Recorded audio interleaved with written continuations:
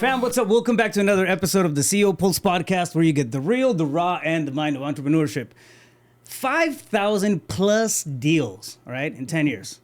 We have on the podcast today Soroosh Ghaffari. He came in from Iran when he was around 5 years old.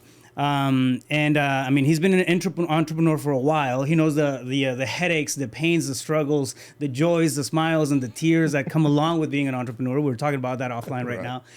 Over the last 10 years, you've done over 5,000 deals, real estate deals, right? So 400 of them, or over 400 of them, were in the wholesaling space. Then you moved to REITs.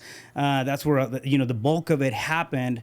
In 2021 was just a crazy year. I mean, I think a few of us were in that wave.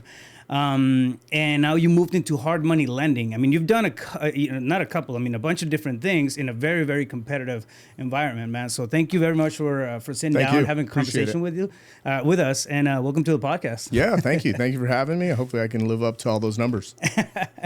No, so give us a quick little breakdown. I mean, it's impressive, right? I mean, over 5,000, it's not an easy number. Right. First off, right? It takes character, it takes commitment.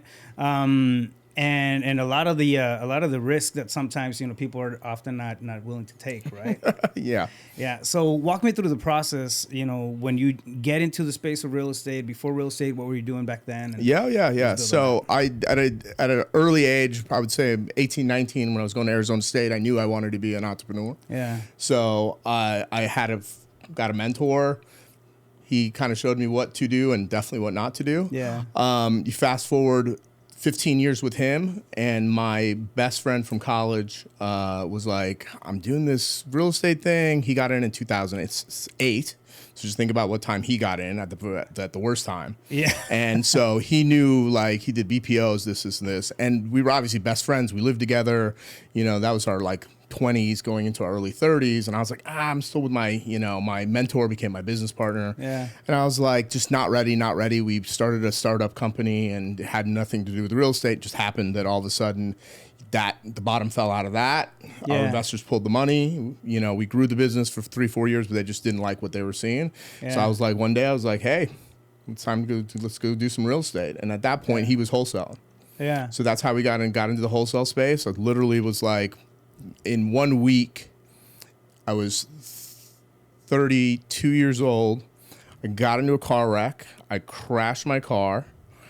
That same day, investors called and said, hey, we're pulling the financing. No more. They'd already dumped in $4 million at that point. And I was like, okay, I kind of saw the writing on the wall, but it was still, the car wreck and that all on the same day. 2 days later, I was like... When it rains, it pours, right? Sometimes. Yeah. And mind you, that startup phase, I wasn't making a bunch of money. I was basically paycheck to paycheck. And so I ended up having $10,000 in my pocket total, no car. Had to actually literally move back in with my mother again at 32. That was the third time because of a business not working out the way I thought it was going to work out. I had to move in with my mother. That'll humble you very quick at any age. But at 32, it was. It was a humbling week, and I called my best friend. I was like, "Hey, it's time to do some real estate, right?" Yeah. It's interesting how I feel like a lot of us just kind of gravitate towards real estate, not necessarily knowing what that's going to look like or shape up to be, right? But I mean, it's just a space it's a vehicle that opens a lot of doors, a lot of possibilities. And I think if you have, I mean, you obviously have the hustle, right? The commitment to do something bigger, to do something better. Off camera, before we got started, is like you made the comment that that entrepreneurship is not for everybody, because absolutely. We have I don't know, you meet somebody who makes $100K, but they're as happy as can be, living their best life and everything. Right. Then you have an entrepreneur who gets hit in the face, punched in the throat, and then goes through the battle scars, has really joyful moments, and then really struggling moments. And it's two completely different buckets of life, right? But I don't know. It's just there's a certain, I feel like there's a magnetism to it once you're in that space. what I've always said, and I think you have to have a screw loose. You have to have a little smidge of crazy to be an entrepreneur. I mean, that's really what it takes, because it would have been easy at 26, I was broke. At 29, I was broke. I mean, this is like, it was like every like 3-4 years. Yeah. And in my early 20s, I was making, 6 figures. Like, I was making more money than a lot of my friends. I could have just kind of stuck with whatever. I was always pretty good at sales. But I was like, no, there's more to this, and I like the putting it together and the hustle and the early beginnings of a business, right? Like I've scaled the business from 2 to 80 employees in 3-4 years. I've done it from 2 to 40 employees in like 9 months. Yeah, and that's the fun part. Like, once it's on autopilot, and if you get over that hump, it's still fun, right? Yeah. But it's like you have the pieces in place, and then the reward becomes different. Yeah. One of my I would say it was my number one when we were buying for the REITs. He just bought a house, cash. That's the best feeling in the world as an entrepreneur for me. You know what I mean? That was my right-hand man. If I got hit by a bus, he could run the business, and he was able to buy a house. Cash from just the money that he made in 2021. Yeah. So, you know what I mean? That's kind of like that's the cool things to see. I like to build it, but then the little offshoots like that, that's like what makes your I think it's part of the big picture too, right? Like the empowerment of the team. Right. I've talked about it multiple times on the podcast, which is like it's not a staircase. I feel like it's an elevator, right? Everybody's on the plane, but if I improve, everybody else around me improves. Right. And I mean, it becomes this give and take, and kind of like a two-way street, growth process, not just not just for profit, but for personal growth. I mean, it opens up perspectives that like, I'll speak for myself, but like I hadn't seen before, right? Like, okay, now we have the ability to look at life through somebody else's eyes, and then when you empower somebody else, you help them reach a level that they never thought they could reach, and you have that seed of participation in it, man. Absolutely. It's just like something else, right? Watching the growth of individuals, but really as a leader, CEO, whatever you want, partner, whatever it is, you even a manager or higher up in a company, the coolest thing to see is the growth of those individuals. Yeah. That person, I hired at a previous business, the business that went bankrupt. Mm-hmm. I hired him at $10 an hour 10 years ago. And he stayed with me, and I got into real estate. I was like, hey, this is our guy. Let's bring him in. We taught him how to work on the transaction side of the business, kind of being just the TC to start. And then towards the end, he could literally run ops. Yeah. And so he progressed with us. But it's, watching that growth is cool. And then at a certain point, when you start seeing people really follow your lead, like they'll send an email, and at one point I had 2 assistants in my office, and the one assistant would follow up on sales and all this stuff, and she replied to some emails, and I'm like, I read the email, and it was like verbatim what I would actually say to somebody. Just dialed in. She was awesome. I mean, she's still awesome, but just seeing stuff like that, I think that's really the something else that you can't quantify. Besides, everybody likes to talk about, I got the big car, and I got this, and I got that, like. Ultimately, once you get to a certain point, like, it's just more stuff. Yeah. Right? Stuff doesn't make you happy. Family makes you happy. Yeah. Your health is probably the most important. Family second, but then within your business family, and that watching other people grow alongside with you, because there's no fun being on the mountain, on top of the mountain by yourself. No, it gets I mean, it again, like that's why I like the concept of just whenever elevating as an elevator, because everybody's on the same plane. You come together with your friends and you collaborate and you do, just fucking amazing shit as you're going through the process, because it's everybody's growing at the same time. The conversations are in alignment. And I'm sure like you can, a good example is, right, you disconnect from people for a while, you go off and do your thing. It usually happens as an entrepreneur where, you know, people get lost in their project vision and their passion and they're, you know, trying to build themselves for a couple of years. When they come back, the conversations are awkward. Like that distance has happened, right? Between old relationships, new relationships. There can be a gap there, but when you stay with it and you're not alone on that journey, I mean the language is still the same. It feels good feels good to bring people up with you, and sometimes the people will surpass you as well. You know what I mean? That happens to a lot of entrepreneurs where somebody else branches off and they do better than that person. I mean, I was fortunate that my best friend, since we were 19, we ended up being business partners. We started the wholesale business. We added another partner who's Chris, who's also my partner on the bank, the lending side of stuff. Now, we were partners then on the wholesale business, and we were in Arizona slanging deals. We got up to like 100 deals, and we were like, okay, what's next, right? We're like, let's try Dallas. I actually had some family in Dallas. I was like, that'd be kind of cool. I'm gonna go there for 6 months, set it up. Okay, 6 months turned into 18 months, and when we were in Dallas, you know, out the gate, I got my dick kicked in on the first 15 deals we canceled. Canceled every single deal. And we were like, because they were like, you know, the way they look at the wholesale deals over there is take 20% off the top, then construction, then anything below that you get, you know, that's your wholesale fee. Well, here it wasn't like that. So we were operating as in the Arizona market in Dallas, and it was like, we can't sell this. We can't sell this to anybody. A couple of people told us that, but we're hard-headed and full of ourselves. And so, you know, and then it was just like, okay, well, this sucks. We canceled all those deals, and what did we do? Started offering less. I mean, it was that, you know what I mean? It was just that easy.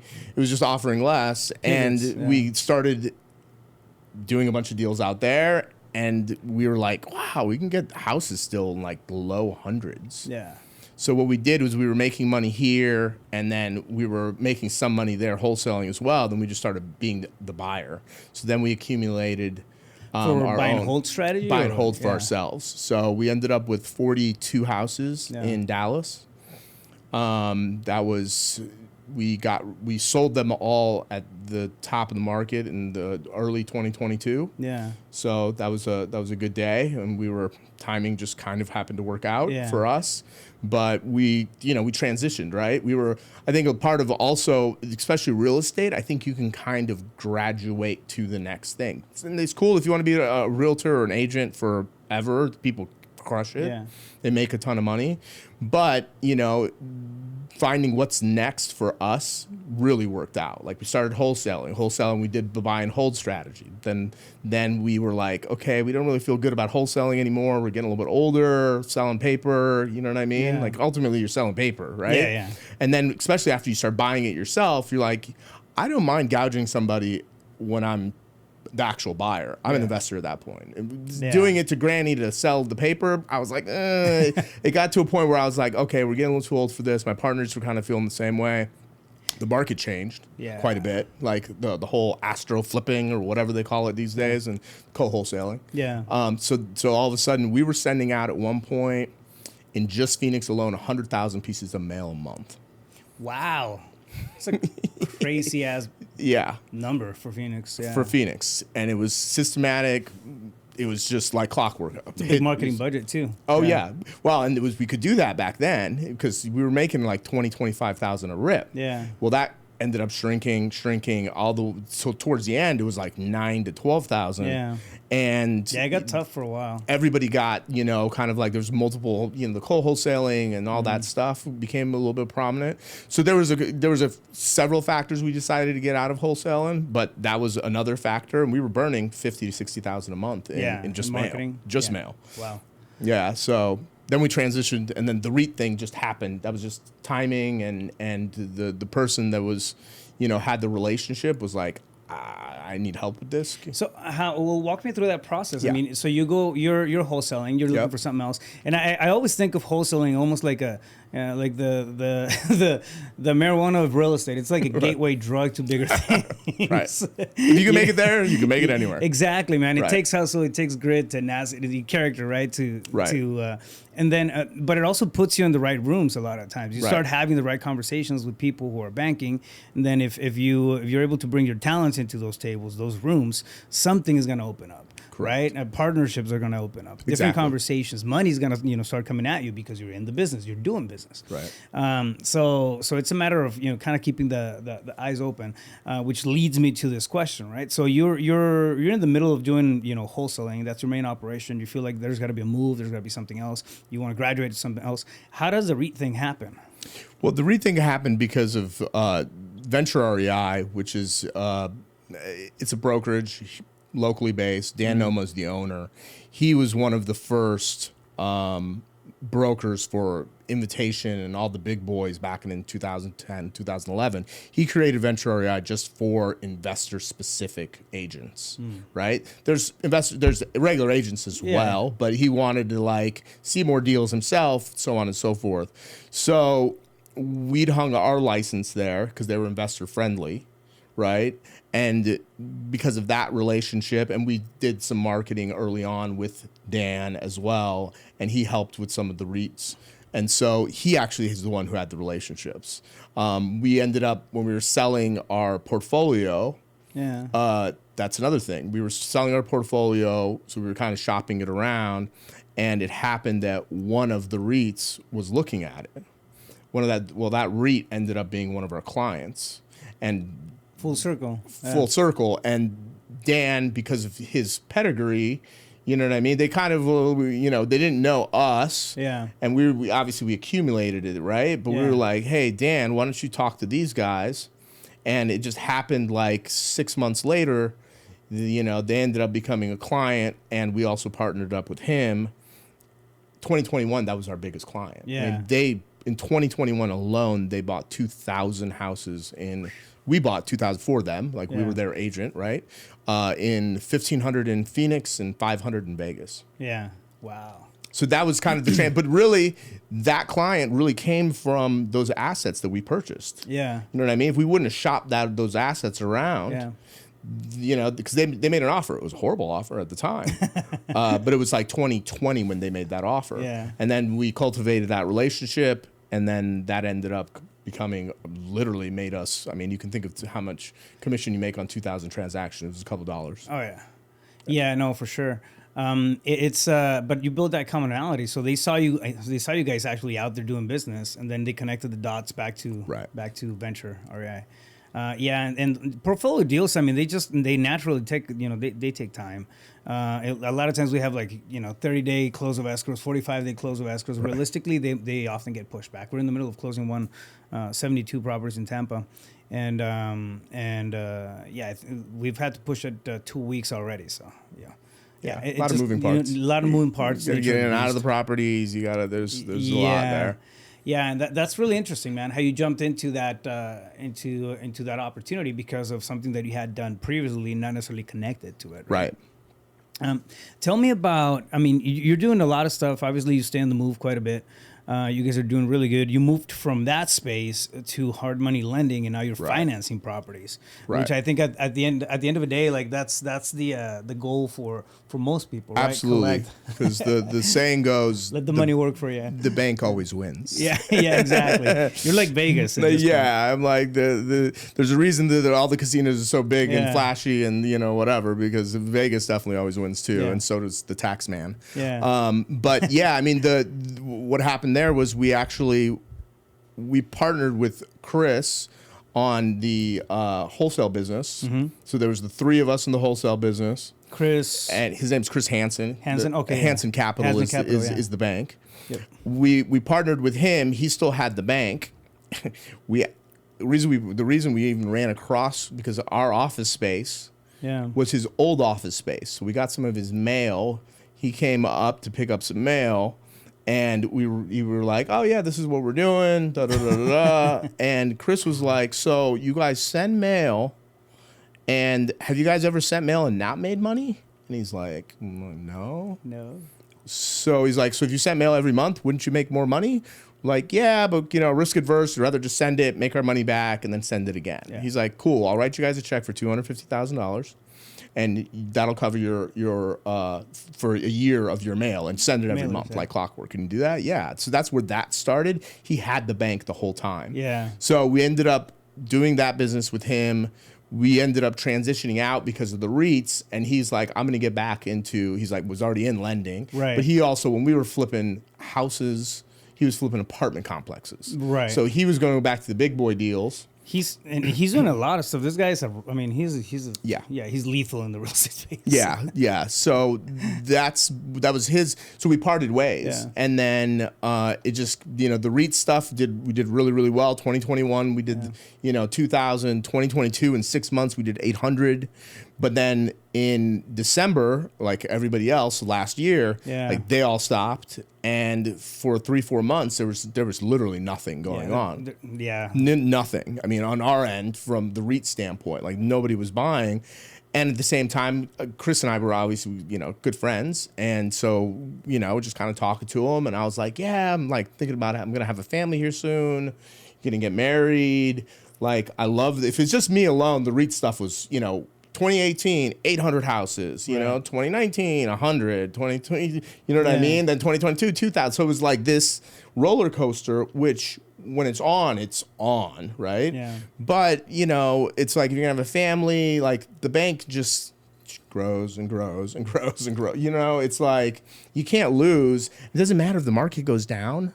Like you're lending at, 60 to 75% of LTV on a house that the wholesaler's getting it, or that buyer's getting it at a discount anyway. So you're at like 50% as the bank, right? So we're like, what's your downside risk? Is the market going to crash 50% that fast? It happened once, right? Yeah. It could. Anything's possible. Well, I mean, but it's not like it was back then in 2008, 9, 10, and all that. So so the conversations just started, and we were like, I was like, I think it's a good fit. Like he had a partner as well who's doing a great job, and keeping the thing moving while he was also doing the big boy deals on the other side, on the equity side.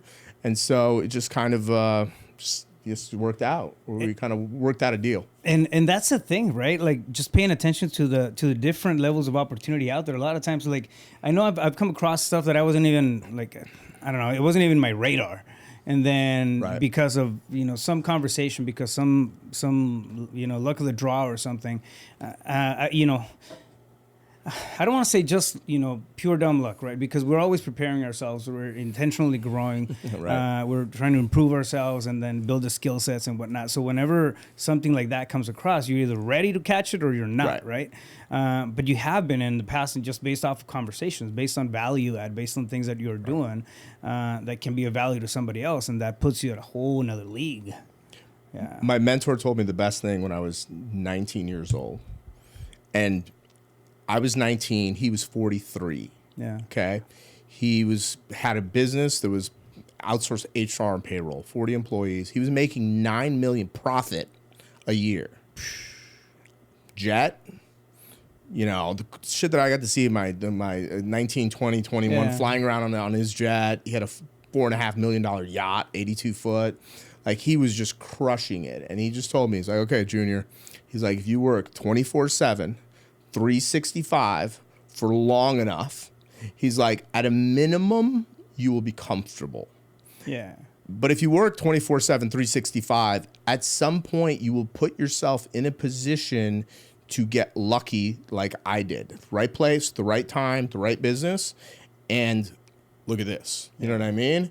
Now, it's totally true. And that's what we did. I mean, we worked really, really hard for a really long time.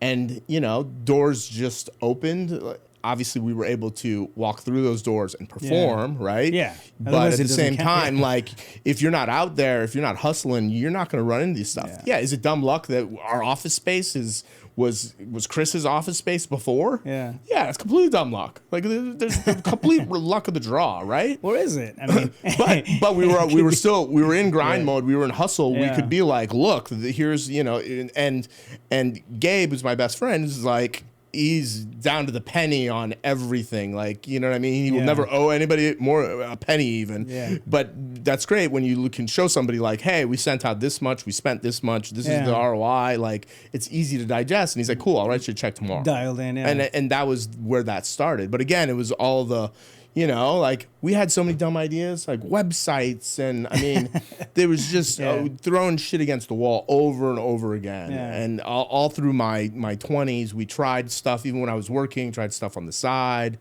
before I got into real estate. The interesting part about the whole real estate thing was 2001, my mom, I was graduating from ASU. My mom was, she was like, hey, I found this little condo in Scottsdale, right? And I was like, oh, that's kind of cool. It was this old community. And it was like this one bedroom was a shit box, but it was like $25,000, okay? And this is 2001. Yeah, 25, wow. Yeah, 25 grand. Yeah. So I moved in there, not in real estate. Over the next 3-4 years, I bought like 4 more.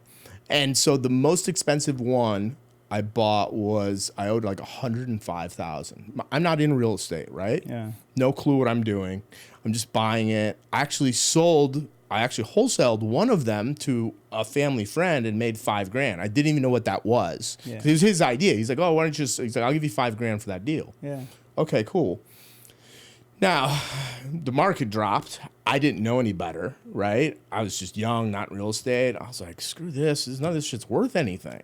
You know what I mean? Overnight. Junkers. Because that 105 was worth like 35 in Scottsdale. Didn't know. Talk about full circle. Okay, so we ended up getting back into real estate. We ended up owning 10 more condos in that same community. Same community. My mom still lives in that community, right? And recently started selling them because I was like, you know, I could put it in the bank and make, you know, 10, 11%. It's like, why, you know, like, and without having to deal with like tenants or anything else. I have 3 of them pending right now. Guess what the most, and mind you, there's 726 square feet, 2 ones. Yeah. Guess how much? It's got to be 726 square feet. Yeah. Yeah. Yeah. It's got to be in the 3s. I'm setting the highest price per square foot in all of 85257 at $450 a square foot, $310,000. Yeah. Now, if I was in real estate when I was in my 20s and knew if I would have held on to those for 17 years, none of these were those assets I let go. I let them go back to the bank. Yeah. But if I would have held on to those things, I literally, those things went, I bought one for, you know, I owned one for 80, one for 100, one for 90, and I'm selling them now full circle. And these ones, we bought them like, you know, in the, like the low 2s, and, you know, maybe 150 was the cheapest one we have now. But I was like, I was already in that. If we would have held it, so my big takeaway from that was, real estate's a long game. Like if you have a long-term vision with holding on to assets, you can't lose. I mean, those things cratered, right? Yeah. They went from, I owed 100, it went down to 35. And now 17 years later, it's worth 310. Yeah. Right. And those things are going to keep going up. For sure, yeah, absolutely. Still have, you know. If you go back every decade, right, on a 10-year basis, prices have increased consistently since the 70s. Like even though we've seen, you know, highs and lows and everything, when you look at a 10-year block, prices are always higher. You know, higher on 10s. So I mean that's interesting. I have a similar story, man. I used to be a firefighter in Yuma, and I was applying for a house. Right. And the lender called me up. He goes, hey, I'm looking at your credit score and everything. I mean, you don't have a lot of debt and whatnot. Right. I have this one guy that wants to sell 10 lots, and he wants $10K for each one of them. It's in a brand new golf community. I was 19. I was around 20, I think. And it was like, for how much? It was like, yeah, but he'll do seller financing. He's only looking for $10,000 down, and then he'll finance the rest. 10 lots, $10K each. So I was looking at $100K. Right. And it's like, all right, well, No, I'm gonna pass on that. I think it's stupid. It's like it's just land. There's nothing there. I passed on it. 6 years after, the lots, the community picks up, and the lots are selling for 100 and 105 grand each. Right. Each. Right. It's like, oh my God, I don't want to kick myself in the ass. But you don't know what you don't know. Yeah, you don't, exactly. Yeah, you don't know what you don't know, right? It's like, man. All right. Yeah. But preparation, right? And the opportunity comes. I wasn't prepared. Yeah, and I mean the market is. I'll send it to you, but a guy wrote a study, and it's the 18-year real estate cycle. Yeah. It's crashed every 18 years. Now, crash is, like 2008 was like, in Arizona was like 50 to 60. That was, and nationally, that was nasty, right? Yeah. But it's dipped every 18 years. Guess what the 18th year is? We're coming up to it? Next year. Yeah. So now, what does that mean? It's market specific, right? Like last time in 2008, Arizona, Vegas hit the hardest. Yeah. Dallas, like 15%. Like yeah. 15, maybe 20. And maybe, South Dallas, which is, a little bit more we saw area. saw that a little harder. Here. Miami got hit. I mean, there was a couple of markets that felt it. The interesting is that Phoenix is almost like a microcosm of what's going to happen like everywhere else. Something happens here, and the ripple effect is usually in Vegas in about 3 months, 3 to 6 months. You Correct. see it over always, there, yeah. and then it's almost like I do a study. I love looking at Fred stats, Fred data. I don't know if you've ever looked at that. All right, so they have a lot of housing information on and consumer information and whatnot, right? So it's you go in there and then you start just looking at trends and what's going on with vacancies and interest rates, and like they cross-reference a lot of stuff. It's not real estate specific. It's consumer specific. Right. So you have a lot of interests and whatnot. So if you know how to run the reports, you get a really good picture. And then you look at the market here in Phoenix, and it's almost like a baby model of what happens at a national level. So it's some markets are like that. You see what's going on there, and then it's going to pan out and get bigger. Yeah, it'll be interesting this who knows, what I mean? Because it's so market specific. Here drop 65%, but Dallas only dropped 15. Yeah. You know what I mean? So it's like, but Texas is kind of its own little country anyways. Phoenix is changed considerably. I mean, the last 5 years since COVID, right? Yeah. The migration patterns and people getting out of, You hear it all the time. Those California people. right, exactly. But Vegas is the same. Like you've got a huge influx of people from those other places. And I mean, I had friends in Chicago. They went to Florida, went to Texas. Friends in California. They're like, I'm sick of this. I mean, there's bits and pieces of California, like Newport, Orange County, where it's like uber expensive. Yeah. Where there's not as big of an issue. Right. But you're starting to see. So it's like. Yeah, could next year be something breaks, right? Yeah. Which affects the real estate market. It may not be just specifically like it was last time with, people getting unqualified buyers getting loans last time, right? Jesus. Which I was one of those people, by the way. Yeah. Stated income. I was like stated income, stated assets. I bought a $650,000 house at 26, and I was making like $80,000 a year. I was like, oh yeah, I can pay that. I had like two friends that were living with me. So between the three of us, they would see some bread. Yeah. Like, yes, you're qualified. But do you think that's going to happen? No, I don't think it's going to happen. And then also, how insulated are we now? I mean, it's becoming like the desert version of Silicon Valley with all the businesses, the Taiwanese semiconductor that's going on over there. Amazon Robotics Center. How many billion are they pouring into that puppy? It's like $5 billion, some crazy number. Yeah. But the amount of people that are just moving here in general. And so now you've got inventory back low again. Interest rates are hovering around high sixes again, and it's just that weird. I think the devil's in the details, right? Like if we don't pay attention to the details, it's hard to see. Like at the end of the day, it's gonna be hard to see anything, right? I mean, I don't know, fucking another pandemic can come up and then just throw everything out of whack, right? Over a weekend. We've seen that in the past. But it's like you say, right? Insulation. There's certain things that are kind of insulating, certain markets, and it's important to see that kind of stuff. One thing that I'm noticing is the pre-foreclosures and all that side. They're slowly creeping up little by little. But the 60-day late lists are, I mean, they're bumping up. I mean, you would see, 30, 40 on a list, and now you see 350, 400. Right. So that's, I mean, those are just trends that kind of. There's trends, but you also have to take it into like the context. A bigger context is like that's, I think. They have like what they call the danger zone, and I can't remember what it was like 5,000 foreclosures, something like that. Yeah. Like we're not even close. Yeah, no, we're far You know what I mean? that, But it's trending, right? Like slowly trending, but it's like got an interest rate, like 80% of everybody that owns a house is like under 4%. Yeah. That's why the subject to guys are running around like, oh, dude, subject to. And I'm just kind of like, that's great, guys. Good for them. This is not nothing that we're into. Yeah. No, I mean, it's just different models. That's all it is. Again, there's so many different ways to create opportunity, right? And in just the overall entrepreneurship space. I mean, you've seen it in different industries, different verticals. To me, I mean, real estate, I've said it for a long time, it's one of my favorite vehicles, right? Right. But again, it's a vehicle. Like that vehicle will open up new roads to different things, different opportunities, partnerships. So let's bring it back to the personal side. I mean, you have a high awareness on the priority of health, building wealth, and then family. How do you balance or counterbalance all of that stuff together? Like, talk to me about that a bit. So I'll give you a little bit of a background. I'm a bit of an open book.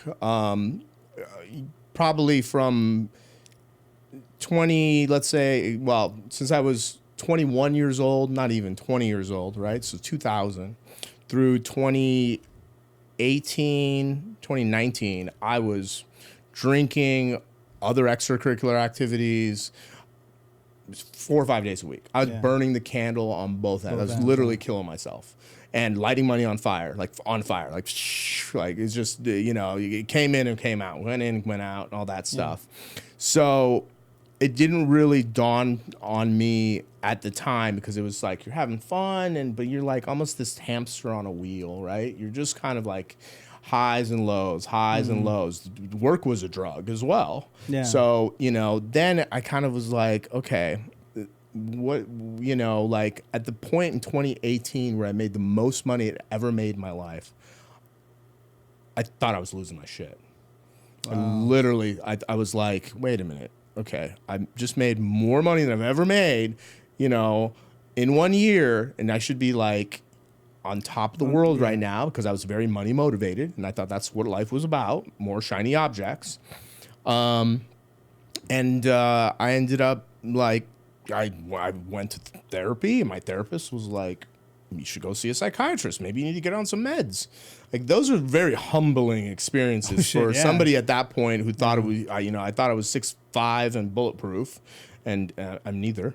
Went to a psychiatrist. The psychiatrist was like, I'm losing my mind. I think I'm going crazy. I thought I was going crazy. It takes guts, man, to face something like that and then own to, I mean, at least to consider it, right? Yeah. Oh yeah. And it was just at that point with all the things going on, I was like, okay. So I went and sat there, and if anybody's ever experienced it, they'll ask you like everything from the day you were born until, today. Like, give me the Cliff Notes version, and talk for 3 hours, and they're taking notes, and they don't say anything. And then all of a sudden he looks at me and he's like, okay, well, you're not crazy. He's like, I've never seen somebody sit on this couch that was depressed or that had some, cognitive or, schizophrenia, whatever. He's like, you have a drug and alcohol problem. Yeah. He's like, that's it. And I was like, okay, well, that's good, I think. Not really, right? And then he's like, I can prescribe you this. If you take one of these, you have one drink, you'll start vomiting. One drink. He's like, or I can give you this, and it'll dull it. So he's like, you'll have a 6-pack, and you won't feel it. And he's like, I don't recommend you do that because you seem to be a little extreme. So I ended up getting the other one. You still want to feel life. Right. I got the one that would take one and make you sick. Yeah. I didn't get it filled. I ended up leaving there, and I was like, okay, so I know what the issue is. I knew what the issue is, right? But it's like knowing the issue and acting on an issue is completely different. Yep. And if you're chasing that high all the time. And so what I decided to do was literally just get rid of like all my. I had to disassociate with some people because I was like, this is a trigger.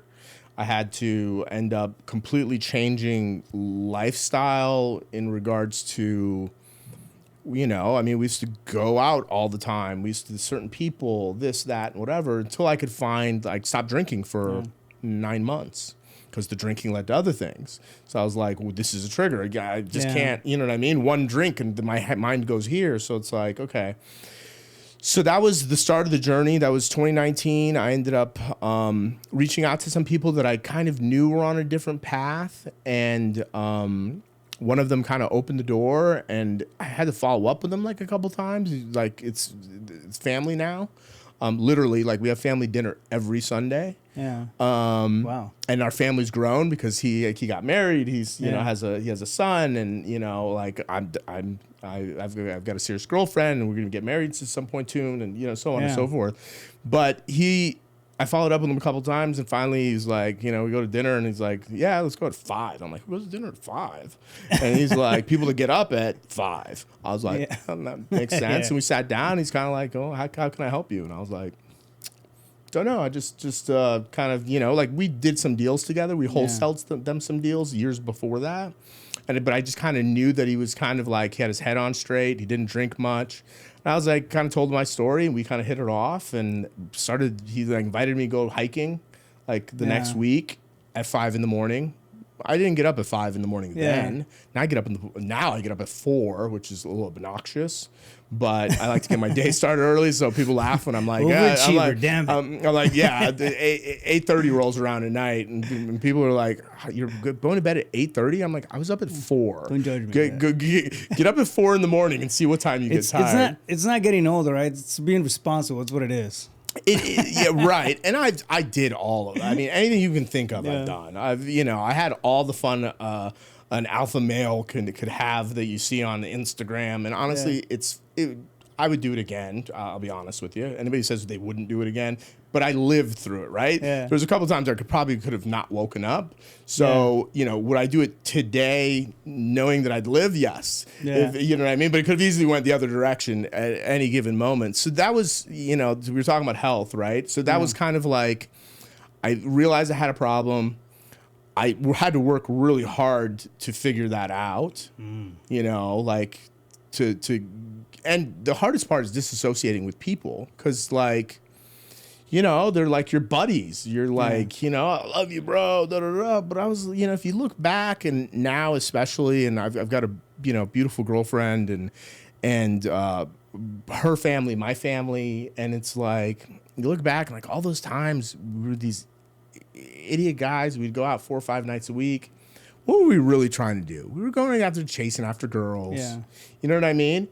How often does that chase actually yield to anything anyways? Yeah. We were out all the time. If you went home with somebody once every 100 times you went out, that means 99 times you failed. That was really what you were doing. The rest of the time you're just literally 5 dudes at midnight like, oh, I love you, man. You know what I mean? Like, I could do I love you, man, at like 6 or 7 and then let the idiots keep, chasing their tails by themselves and then go home. So it's easy to say that now, right? When you're in the moment, so.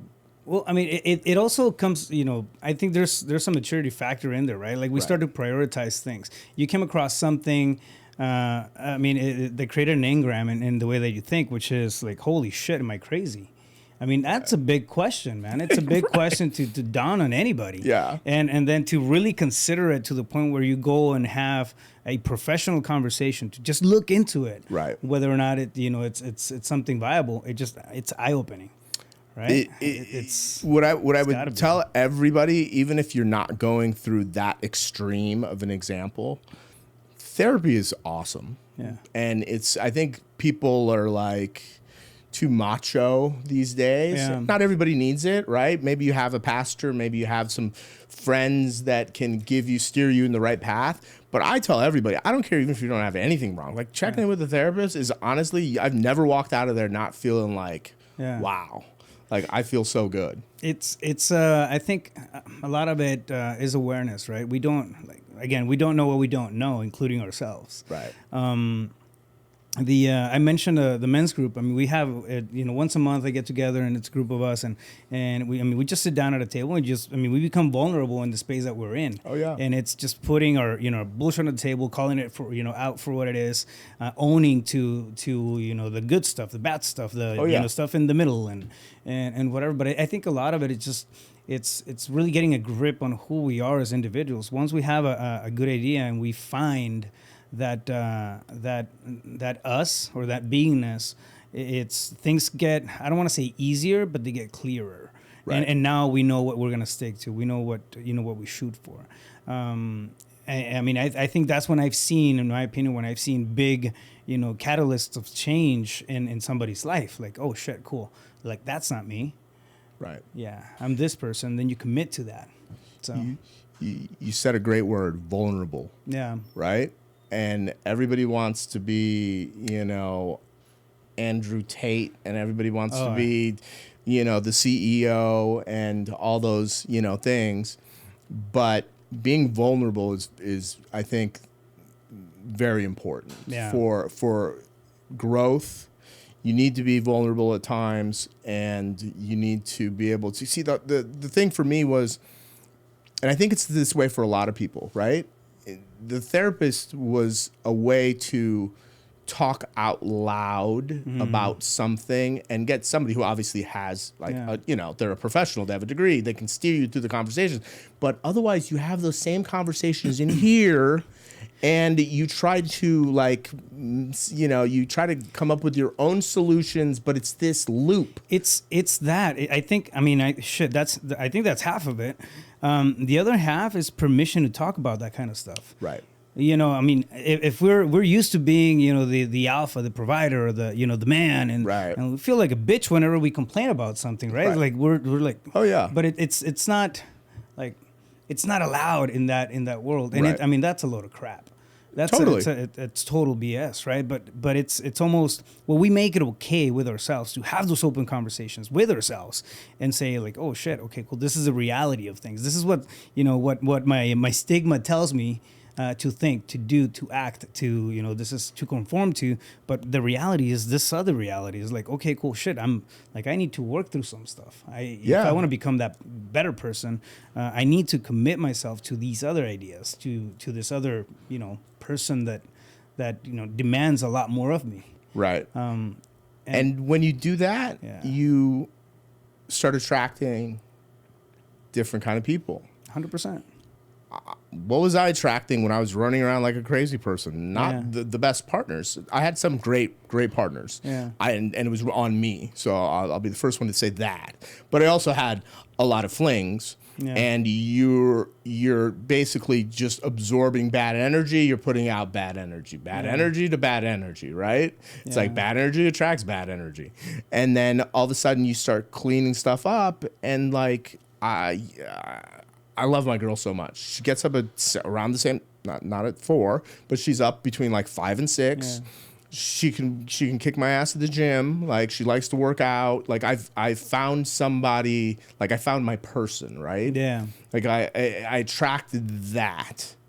Where I would have never, I would have screwed that up in the first month or 2. Yeah. You know what I mean? Like, if I was still in that headspace, and all of a sudden, since meeting her, like, things even more so are falling into place. Like, this deal falls through. These things are happening. And it's like, because I'm focused on what? My health, my family, her, and the rest of my family, and the wealth, right? And all of a sudden, when you're like, you get rid of all the white noise, you're like, wait a minute, this is actually pretty easy. Like, I mean, I would be probably 3 times over retired at this point if I would have started doing this in my 20s. Yeah. I wouldn't have as many good stories. I could tell you some good Vegas stories and winning a bunch of money and doing dumb shit. Yeah. But you know what I mean? Like, but that's what you realize that, I'm 43. So it's not like I still feel like I'm in my 20s. Yeah. I'm not. No, I think it's hard to grow up as a guy. As a guy. I keep telling everybody I'm gonna die 17 years old. That's my level of maturity. Then you also sprinkle a little cash on top of that. It like keeps us young, and but it's also like that's a part of staying young is feeling that way too, right? It's the joy, it's the zest of life, right? It's the those smiles. But taking care of yourself, right? Taking care of yourself, exactly. Yeah. Use it or lose it, man. Yeah, it literally, like, you got to just keep going. Like, people are like, oh, like, I'm not going to be, like, we've talked about having a family, and I don't have any kids yet, but, in the next couple of years, like, having kids and stuff like that, I'm going to be, like, the working out and all that stuff, dad bod and all that, like, forget that. That's just an excuse. Yeah. Like, I want to be that dad that's, talking shit to my kids, chasing after them and being vulgar and having a good time, because I'm getting started late, right? It's like by the time a kid's 18, I'm going to be, almost 60. I have a 16-year-old. Do you? Yeah, he's ripped though. Like I set up a home gym and like we always worked out and whatnot, but he's seen me do it since he was little, right? So he adopted it. He started working out. He's pretty active, a very responsible kid and everything. Started doing jiu-jitsu and Muay Thai and whatnot. Cool. So we started sparring and we started. And I used to be able to take on him like a lot easier. Like he's getting stronger. He's getting bigger. He's like 16. He's like right there. Like the testosterone is coming. Oh shit. But yeah, whenever you do pin him, it's like, not yet, homie, not yet. Not yet. He's another 3-4 years, 5 years, he's going to be right there. That, man, right. If that. Time moves really fast. Yeah, for the young guys, don't sleep on old man strength either. Oh yeah. Old man strength, it's different, bro. Like once it clicks, it's like, oh shit. I still see. It's like a superpower. Yeah, there's a couple guys at the gym, and I'm just like, what the how do you, like it's like 60. I'm just like, damn, you go, old man. Yeah, then I'm like, wait a minute, I'm fucking old now too. I'm not the kid running around anymore. It's funny because I was raised up ma'am and sir and all that stuff, but I'm like, okay, old guy, and they kind of look at me and I'm like, fuck. I'm probably older than that person. Right. Yeah, at least you keep it clean. Like I look about 10 years younger if I shave too. But it's all good, man. But it all goes back to what we were talking about. It's literally health, family, and wealth. Like that's like the trifecta. And you see people that are very, very successful. Like they have a purpose besides the Gucci shoes. Yeah. You know what I mean? They have a purpose besides making some money. And then all of a sudden when my girlfriend moved in with me, my expenses went down almost like $2,500 a month. Yeah. Went down, you know what I mean? Because like all of a sudden we cook at home, we do stuff like, you know what I mean? I'm not out all the time. I'm not, even though wasn't out drinking all the time, I would still go to dinner 3-4 times a week, stuff like that. Yeah. And like all of a sudden you're like, okay, like this is actually easier to save money. It's a good investment. It is. It really is. So no, that's amazing, man. You've done a lot of stuff, throughout your career, right? From obviously, from that, ground of hustle at the beginning to being, aware that you got to systemize, you got to build stuff, you got to create stuff that kind of, gets you out of that rat race. I mean, you've done obviously a phenomenal job in structuring all that kind of stuff. Moving into, which now is your top priority, which is lending, right? Right. Right. Tell me how that works in the real estate space. So like, how are you guys, structuring deals, finding clients? Yeah, I mean, it's the hard money space there's definitely a lot of people. I think more people are in the space than they've ever been in the space before. It's a real relationship business. Yeah. I mean, ultimately, you're a wholesaler. You wholesale the deal to the guy who's going to actually fix and flip it. That guy comes to us and says, hey, I want to buy this property and, what can you lend? Yeah. And so, the LTVs and all that stuff, 60 to 85% is pretty standard. The interest rate, 10 to 12%, the lower the LTV, which means they're putting down more money, the lower the interest rate. So it's, but at the end of the day, what do you want? You want somebody that's going to pick up the phone when you call. Yeah. It doesn't matter what time it is, because if you're the guy who's getting the loan and you got to close it in 5 days, hopefully Soroosh picks up the phone on a Saturday or, a text message or something. And that's one differentiation. That's how you build a relationship. It's like, hey, I got, this deal and I need to close in 5 days. Yeah. Okay, cool. Send it over. Shoot me a text. Send me some pictures. Yeah. Like it's that easy. Like, because there's no credit checks. There's no, it's asset based. It's asset based. Based on the deal. Totally. Now, if you want to get, some, better rate or this or, less money down, like there are options that we could, check your credit and do this and it'd still be fairly, maybe not 5 days, but it might be 15 days. Yeah. And we could do it that way, make you jump through more hoops. Yeah. But, most of the deals we do, like, we closed one, almost every day, but like last week specifically, we closed one and he got a call on Friday, information on Friday, and the money was at title on Monday. Wow. And that was on a $500,000 deal. Yeah. So we wired in 500. Now it was a good spread. It made sense. Made sense. Yeah. He put down 150, and we're off to the races. Yeah. So, yeah, that's. The wholesalers. If any wholesalers, like ultimately you want the guy at the end to buy the deal, right? Yeah. So if they don't have all the cash, which a lot of the fix and flippers don't. We use hard money on all of our flips. We had the money. We still use hard money. Yeah, you got to leverage stuff. Otherwise, I made the mistake of not leveraging my first flip. I was like, it's stupid. Right. Yeah, the cash on cash, because paying people are like, 12%. Well, 12% interest only on, a deal that's $300,000. Like if you're in and out of the deal in 3 months, in 3 months, like that's $5-6 grand, so $7-8 grand, whatever it is, you know what I mean? Yeah. Like the 10 to 12 shouldn't even matter. Like we never even blinked. 12, sure, whatever. 13, don't care. Yeah. You know what I mean? I'm gonna rip 100 in 90 days. Do I really care about the 13% amortized over the entire year? No. But people get kind of caught up, I think, on that. Yeah. So it's really about the person that you're dealing with, and they're gonna send the money when they tell you they're doing the deal. They better do the deal. Like, not like, oh, well, what happened was, like, oh, we just ran out of money. I've heard that before. Yeah. Like, yeah, it's not a good call. Yeah. That's not a good call. Bro, thank you so much, man. Your story is really, really impressive. You go from the, from the lows of finding, some, stuff on the personal side and building it up to a point where now you're in the lending space. It's a very broad story. A lot of times we don't have that range. Right. And I feel like you have that range. You have the, the humble beginnings to the high success stories and everything in between just consolidates, right. To create this character. But where can somebody get a hold of you if somebody wants to reach out, maybe ask you about lending, about partnering with you guys, or funding, we'll money, definitely. I'll actually look at some JV deals if somebody steals a deal, is what I always say. If you steal a deal and you need somebody to cash on it, I'll do that myself for 100% financing. But the traditional stuff is what we love. And Sean at Hansen RE, that's SEAN at HansenRE.com.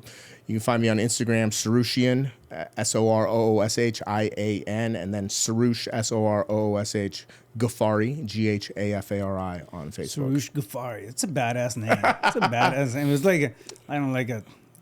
like a spy name. Yeah, I go by Sean at the office. So depending on if they know me or not, they're like, "Who's Sean?" I'm like, "Yeah, that's me too." No, I'll make sure to have the that info on the notes as well. So if you guys are looking for lending or anything in that space or JVing, reach out, right? Like one of the things that we talked about were the opportunities that present themselves as you're in the business, as you're doing the business, right? If you're working towards something, your goal may be to find and lock up a wholesale deal, right? Or a contract, right? Get a signature, talk to a seller, negotiate a deal. That might be the goal, right? But you never, like, if we don't raise our heads from that trench work every now and then, we're gonna miss all the opportunity that's up here, right? We're gonna miss the partnerships, miss the different potential that can be out there through squatting up with other people, absolutely, like yourself. So, with that being said, man, thank you so much. I want to for being on the podcast, taking the time. Appreciate it. It's been a pleasure, bro. You've been awesome. Family, hope you enjoyed that. Stay focused. You got this.